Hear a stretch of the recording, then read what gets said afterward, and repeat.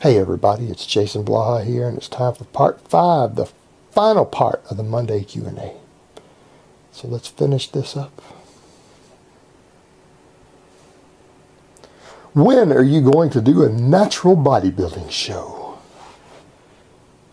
I mean, that's the question I've been waiting on all this time. That is right at the top of my list of things to do. Because I absolutely want to come off all of my TRT and all my long chain esters that show up for 3 months and switch to really short acting stuff so that I can walk in and pass the drug test really easy. And I want to get really, really lean and lose my strength and go through 6 months of hell so I can have striated glutes and my wife can tell me that my body is gross and doesn't want to have sex with me because I don't look like a man anymore.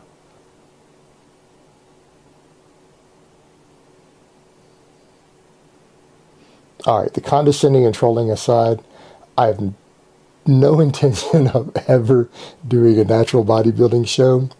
I have no intention of ever going to and watching a natural bodybuilding show. But for those of you who happen to be fans of that, more power to you. I'm just not a fan. I'm not interested in it. Alright, next question. I know you're an advocate of high carb diet, but in the context of fat loss, if one has very poor insulin sensitivity, can trying to lose fat on high carbs be counterproductive? And can one's fat loss be inhibited due to carbs? This is going to get a tricky question. This is one of those where we come back into diet adherence and people lying about their calorie intake. Alright, insulin resistance is not going to prevent you at a physical level from losing fat on higher carbs.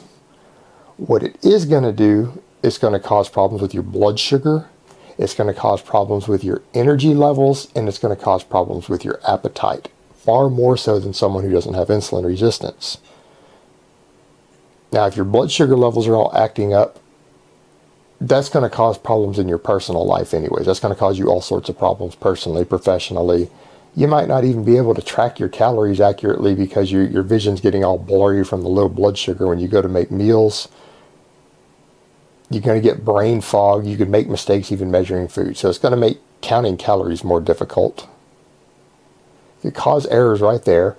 The energy, the reduced energy and feeling like crap is going to make you less active. You're going to fidget less. You're going to move less. You're going to want to exercise less. Well, if you're doing that, you're going to burn less calories. It's going to be harder to lose fat. Number 3, if you're hungry all the time, you're going to have a hell of a time following the diet. You're going to tend to cheat and overeat more. So there's your problem. It's not that the insulin resistance changes the energy balance model, is that it causes all these other problems that wreak havoc. And for that person, until they get that insulin sensitivity sorted a little more, for some of those people, the higher carb diet on a cut just may not be viable for those reasons. That's just the way it is. So what are you going to do? All right, next question. And this is the last question of the week.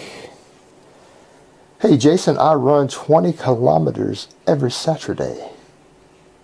Should I calculate the kcals burned into my weekly average, or should I just eat more on this day in terms of body composition? A 20K run is a pretty significant length of run. You're probably going to want to be eating more calories the day before. Not just the day of. You probably want to be fat loading and carb loading the night before. Just my take on it. Alex Viada might be shaking his head if he's listening to that, but that's my advice there. Same thing in the morning of. You're going to want to up the calories to compensate for this, and you're going to want a good chunk of it, obviously, before, and then you're obviously going to want to replenish afterwards, because otherwise weightlifting on your Sundays could be real difficult, maybe difficult anyways. So you are going to want to increase your calories for this.